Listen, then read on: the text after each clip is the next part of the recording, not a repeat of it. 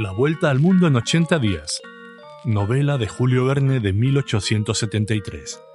Leída e interpretada por Antonio Sotopatiño. Capítulo 18. Durante los primeros días de la travesía el tiempo fue bastante malo. El viento arreció mucho, fijándose en el noroeste, contrarió la marcha del vapor, y el Rangoon, demasiado inestable, cabeceó considerablemente, adquiriendo los pasajeros el derecho de guardar rencor a esas anchurosas oleadas que el viento levantaba sobre la superficie del mar. Durante los días 3 y 4 de noviembre fue aquello una especie de tempestad. La borrasca batió el mar con vehemencia. El Rangoon debió estarse a la capa durante media jornada, manteniéndose con 10 vueltas de hélice nada más, y tomando de sesgo a las olas. Todas las velas estaban arriadas, y aún sobraban todos los aparejos que silbaban en medio de las ráfagas. La velocidad del vapor, como es fácil concebirlo, quedó notablemente rebajada, y se pudo calcular que la llegada a Hong Kong llevaría 20 horas de atraso, y quizá más si la tempestad no cesaba. Phileas Fogg asistía a aquel espectáculo de un mar furioso que parecía luchar directamente contra él, sin perder su habitual impasibilidad. Su frente no se nubló ni un instante, y sin embargo, una tardanza de 20 horas podía comprometer su viaje, haciéndole perder la salida del vapor de Yokohama. Pero ese hombre sin nervios no experimentaba ni impaciencia ni aburrimiento. Hasta parecía que la tempestad estaba en su programa y estaba prevista. Mrs. Aouda, que habló de este contratiempo con su compañero, lo encontró tan sereno como antes. Fix no veía las cosas del mismo modo. Antes, al contrario, la tempestad le agradaba. Su satisfacción no hubiera tenido límites si el Rangoon se llegase a ver obligado a huir ante la tormenta.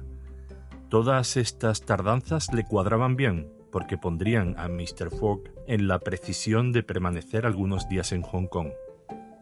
Por último, el cielo, con sus ráfagas y borrascas, estaba a su favor.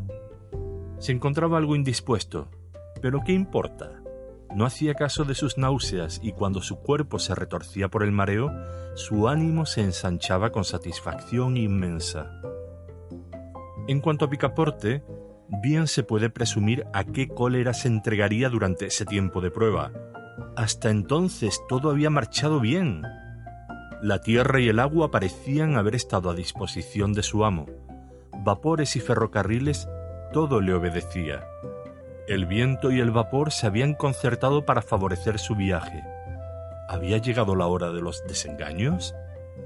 Picaporte, como si debieran salir de su bolsillo, no vivía las 20.000 libras de la apuesta ya.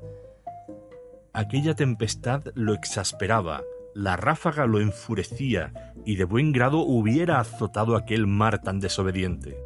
Pobre mozo. Fix le ocultó cuidadosamente su satisfacción personal, e hizo bien, porque si Picaporte hubiera adivinado la alegría secreta de Fix, éste lo hubiera pasado mal. Picaporte, durante toda la duración de la borrasca, permaneció sobre el puente del Rangoon. No hubiera podido estarse abajo. Se encaramaba a la arboladura y ayudaba a las maniobras con la ligereza de un mono, asombrando a todos. Dirigía preguntas al capitán, a los oficiales, a los marineros, que no podían menos de reírse al verle tan desconcertado. Picaporte quería a toda costa saber cuánto duraría la tempestad, y le designaban el barómetro que no se decidía a subir. Picaporte sacudía el barómetro, pero nada obtenía, ni aun con las injurias que prodigaba al irresponsable instrumento. Por fin la tempestad se apaciguó. El estado del mar se modificó en la jornada del 4 de noviembre. El viento volvió 2/4 al sur y se tornó favorable. Picaporte se serenó juntamente con el tiempo.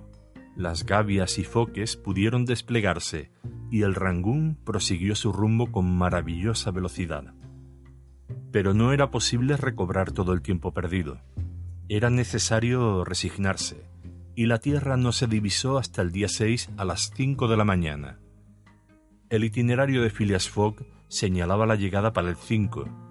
Había pues una pérdida de 24 horas, y necesariamente se perdía la salida para Yokohama. A las 6, el piloto subió a bordo del Rangoon y se colocó en el puente que cubre la escotilla de la máquina para dirigir el buque por los pasos hasta el puerto de Hong Kong. Picaporte ardía en deseos de preguntar a ese hombre si el vapor de Yokohama había partido, pero no se atrevió, por no perder la esperanza hasta el último momento. Había confiado sus inquietudes a Fix, quien trataba, el zorro, de consolarlo, diciéndole que Mr. Fogg lo arreglaría tomando el vapor próximo, lo cual daba inmensa rabia a Picaporte. Pero si Picaporte no se aventuraba a hacer preguntas al piloto, Mr. Fogg, después de haber consultado su Bradshaw, le preguntó con calma si sabía cuándo saldría un buque de Hong Kong para Yokohama. «Mañana a la primera marea», respondió el piloto. «Ah», exclamó Mr. Fogg sin manifestar ningún asombro. Picaporte, que estaba presente, hubiera abrazado de buen grado al piloto, a quien Fix retorcería con gusto el cuello. «¿Cuál es el nombre de ese vapor?», preguntó Mr. Fogg. «El Carnatic», respondió el piloto. «¿No debía marchar ayer?» «Sí, señor, pero tenía que hacer reparaciones en su caldera y se aplazó la salida para mañana». «Os doy las gracias», respondió Mr. Fogg, que con paso automático bajó al salón del Rangoon. En cuanto a Picaporte, tomó la mano del piloto y la estrechó vigorosamente diciendo: «Vos, piloto, sois un hombre digno». El piloto nunca habrá llegado a saber, probablemente, por qué sus respuestas le valieron tan amistosa expansión. Después de un silbido de la máquina, dirigió el vapor entre aquella flotilla de juncos, tancas, barcos de pesca y buques de todo género que obstruían los pasos de Hong Kong. A la 1, el Rangoon estaba en el muelle y los pasajeros desembarcaron. En esta circunstancia debemos convenir en que el azar había singularmente favorecido a Phileas Fogg. Sin la necesidad de reparar sus calderas, el Carnatic se hubiera marchado el 5 de noviembre y los viajeros para el Japón hubieran tenido que aguardar durante 8 días la salida del vapor siguiente. Es cierto que Mr. Fogg estaba 24 horas atrasado, pero este atraso no podía tener para él consecuencias sensibles. En efecto, el vapor que hace la travesía del Pacífico desde Yokohama a San Francisco estaba en correspondencia directa con el de Hong Kong y no podía salir antes de la llegada de este. Habría evidentemente 24 horas de atraso en Yokohama, pero durante los 22 días que dura la travesía del Pacífico sería fácil recobrarlas. Phileas Fogg se hallaba, pues, con 24 horas de diferencia en las condiciones de su programa 35 días después de su salida de Londres. El Carnatic no debía salir hasta el día siguiente a las 5, y por consiguiente podía Mr. Fogg disponer de 16 horas para sus asuntos, es decir, para los de Aouda. Al desembarcar ofreció su brazo a la joven y la condujo a una litera pidiendo a los porteadores que le indicasen una fonda. Le designaron el Hotel del Club, a donde llegó el palanquín 20 minutos después, seguido de Picaporte. Se tomó un cuarto para la joven y Phileas Fogg cuidó que nada le faltase. Después le dijo que iba inmediatamente a ponerse en busca de los parientes en poder de quienes debía dejarla. Al mismo tiempo dio a Picaporte la orden de permanecer en el hotel hasta su regreso, para que la joven no estuviese sola. El gentleman se hizo conducir a la bolsa. Allí conocerían probablemente a un personaje tal como el honorable Gigi, que era uno de los más ricos comerciantes de la ciudad.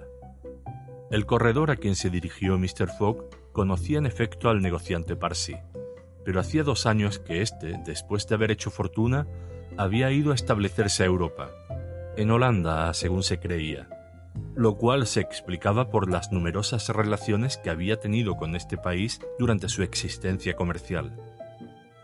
Phileas Fogg volvió al hotel del club y al punto se presentó ante Mrs. Aouda, a quien sin más le manifestó que el honorable Gigi no residía ya en Hong Kong, habitando probablemente en Holanda. Aouda al pronto no respondió nada. Se pasó la mano por la frente y estuvo meditando durante algunos instantes. Después dijo con suave voz: «¿Qué debo hacer, Mr. Fogg?» «Muy sencillo», respondió el gentleman. «Venir a Europa».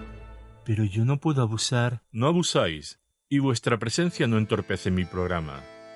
¿Picaporte? Señor, respondió Picaporte. Id al Carnatic y tomad 3 camarotes. Picaporte, gozoso de seguir el viaje en compañía de la joven que lo trataba con mucho agrado, dejó al punto el hotel del club.